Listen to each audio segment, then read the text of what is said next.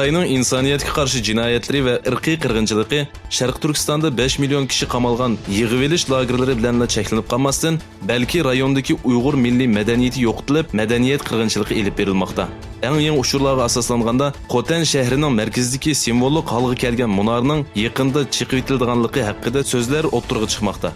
Turkiston agentligining bildirishicha, bu munor 26-iyun kuni chiqib etilgan.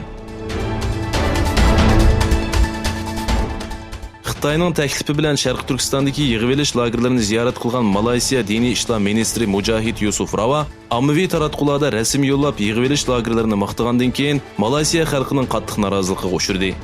Facebookda Sharq Turkistondagi Xitoy tarbiyalash markazlari deb atagan yig'ib olish lagerlari haqida rasm chiqargan diniy ishlar ministrining insoniyatga qarshi deyilgan lagerlarni maqtishi xalqning g'azabini qo'zg'adi.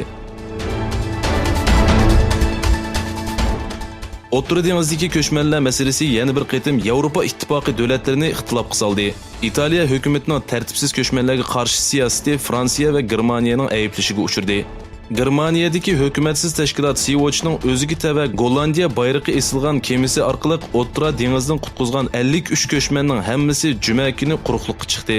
Shuning bilan birga Germaniyalik ayol kapitan Carlota Roketaning nazarband ostiga elinishi dattalash paydo qildi. Fransiya ichki ishlar ministri Christopher Castaner hozirgi Italiya hukumati Yevropani yetarli hamkorlashmaslik bilan ayblab, Yevropalik ittifoqdoshlari bilan kengashmasdan hal qilish yo'llarini izlamoqda.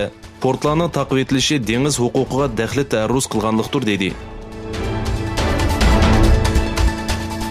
Amerika prezidenti Donald Trump bilan Shimoliy Koreya rahbari Kim Jong-un Shimoliy va Janubiy Koreya orasidagi harbiysizlashtirilgan rayonda uchrashdi.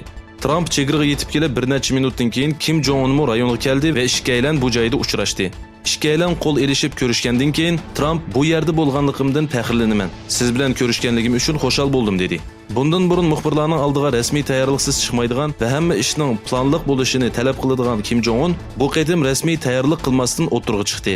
Kim Jong-un Trump va Koreya prezidenti bilan suhbatlashdi. Ikki rahbarning Shimoliy Koreyaning yadro masalasi haqida suhbat o'tkazishi va biror natija hosil qilishi kutilmoqda. Rossiya Davlatlik Mudofaa boshqarish markazi Amerika urush paraxoti USS Korneyning 29-iyun Moskva vaqti bo'yicha 7 dan 20 minut o'tganda Qora dengizga kirganligini e'lon qildi. Bayonotda Amerikaga tava Arleik Barke tipli qo'g'lig'uchi paraxotning Qora dengizga kirgandan boshlab Rossiya dengiz armiyasi tomonidan nazorat qilinganligi ta'kidlandi. Shundaqla Amerika urush paraxotlarining bu yil 5-qitim Qora dengizga kirganligi bildirildi. Doiralarning qarashicha, Amerika va NATO yaqindan buyon rayondagi harbiy mavjudligini va Qora dengizdagi faoliyatlarini oshirishga boshlagan.